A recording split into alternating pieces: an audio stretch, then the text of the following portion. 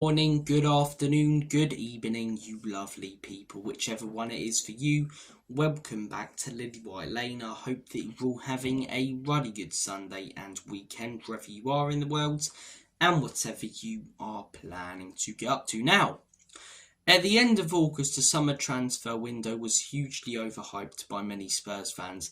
In my opinion, you had many Tottenham fans on this platform saying it was a clever window from the football club and that we're investing in the future. And I said at the time, I have no problem in us signing young, exciting prospects, but we needed first team players to come straight in and make a difference. We signed one in Dominic Solanke. So I said it was a poor window because apart from Solanke, you've got the exact same team pretty much that let us down for the most of last season. Apart from the new manager bounce at the beginning of last season, from November onwards, we were very, very inconsistent and poor.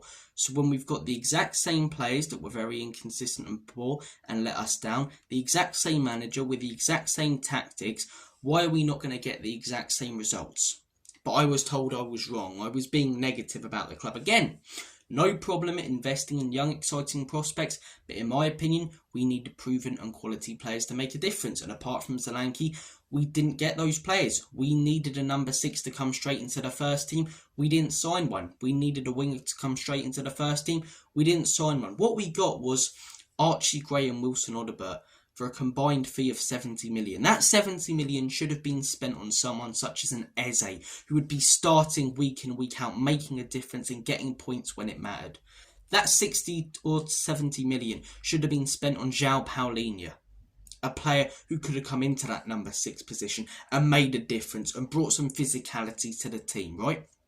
But I was told at the time, believe in Archie Gray, he will be starting. The guy hasn't been nailed down to a position yet. He was signed to be a number 6, right, when we really needed one. And he hasn't even played in that position. He's played right back, left back, centre back. He's been all over the pitch. I'm sorry, football isn't like it was 10 years ago when Ajax used to bring players in and, they could play in 5 or 6 different positions. We need to nail him down to one, and we haven't. I think Archie Gray's got potential, but we needed an out-and-out number 6 for the time being. We didn't get one, and our midfield at times this season has been run through and cut through like a hot knife through butter. We needed to sign proven and quality players. We didn't, and in my opinion, that summer transfer window is costing us. Who do I blame? I blame Ange Postecoglou. Because Jose, Conte, I blame the owners because they weren't backed properly. They weren't given the money, and it wasn't their players. Spence wasn't a Conte player, Rodon wasn't a Jose player. Jose wanted Skriniar. Longley wasn't a Conte player. He wanted Bastoni. Ange Postecoglou said himself that these are his players, that he's happy with the squad and that we can go for the league title. He's got the money. He's invested the money in these players. And apart from Dominic Solanke, none of them are starting games for us. None of them. So I blame the manager, because that money, in my opinion, could have been invested a lot more wisely in proven and quality players, or even a proven and quality player who's going to come in and make a difference in the first team. It wasn't. We were told to be excited for the future with the young players that we signed. The manager said that these are his signings, and now with his signings, with the squad that he believes there's no reason can't go for the league, we're currently sat mid-table. How many points off Liverpool? I don't even know. Probably like 12 or 13, right? Already 12 or 13 points off Liverpool. 11 game weeks into the Premier League season, right? This is why I'm struggling with Ange Postecoglou. And people will say, what do you want him to say? That these weren't his signings and then get sacked. I'd prefer that. Because what we heard from so many Ange Postecoglou supporters was, Ange won't take no shit. Ange ain't going to take nothing off Enoch and Levy. Ange is going to stand up to the owners. And he's turned out to be Levy's little bitch. Let's not beat around the bush. He has, Either he's genuinely happy with all the signings that he's got, or he's lying to keep his job. I would prefer he came out like Conte and said, no, these are the issues at the club. Conte got sacked for speaking the truth about this football club and the problems that are here, right? Ange Postecoglou, if he does have a problem with the signings, if he isn't happy, I'd rather him come out and say that. Because now when we're losing games, he ends up contradicting himself, talking about how it's a long process and there's a long way to go. Well, hang on a second. You said there's no reason why we can't go for the league title. You said you're really happy with this squad. So if you've got a squad that you're really happy with and you think can go for the league title, why are we sat mid-table?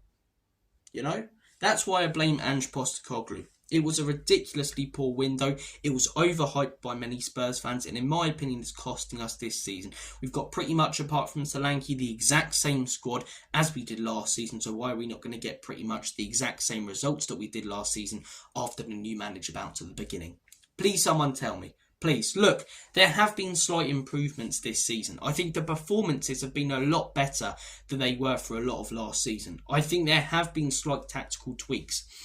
But like anything with Spurs under Ange Postecoglou, they've not been consistent enough. Ange will make a tactical tweak in a game, then the next game stand there doing nothing about it, you know? He makes the sub at half-time against West Ham to change the midfield dynamic.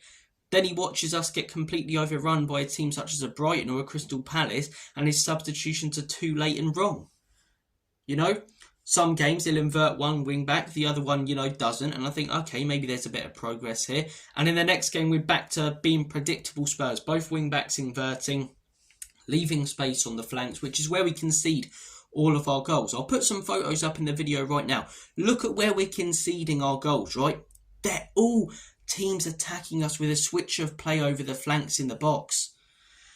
You know? We're too predictable, we're not consistent enough, we don't have a good enough squad, and for that I blame Ange Postecoglou. So either you come out and say you're not happy with the team, and I think a majority of the fan base would get behind you. If you're sacked, that's more pressure on ENIC and Levy, because that's two managers who have said they're not happy, two managers who have spoken out, and two managers who have lost their job for speaking the truth. Right? I would much prefer that than him just taking it.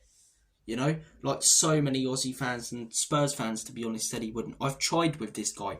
I really, really have. But it's been too inconsistent. Last season, I gave him the benefit of the doubt towards the end. Was I loving it at the beginning? Of course I was. I'm a football fan. My team was top of the league, you know. That's what football's all about, enjoying the moment. Towards the end of the season, it was terrible. But I thought, okay, you know, first season in charge, fifth. It's not a terrible record. It's worse than Conte got, in all honesty. But again, it's not terrible, okay? So we give him the benefit of the doubt. Big summer ahead for Ange Postecoglou. Then he says he's happy with the signings that we've made. And apart from Solanke, we haven't got any first-team signings. And now we're sat mid-table. Unbelievably inconsistent. 6 losses, I think. Is it 6? No, it's 5, I'm pretty sure. 5 losses it is in 11 games so far this season. You know, it might be 6. I'm not even sure. But the point is, we're unbelievably inconsistent with a squad full of his players. I don't think holding a man to his word is a bad thing. And the biggest backers of Ange, you know what they'll say? Don't blame Ange. Don't blame the, blame the players. Well, hang on a second.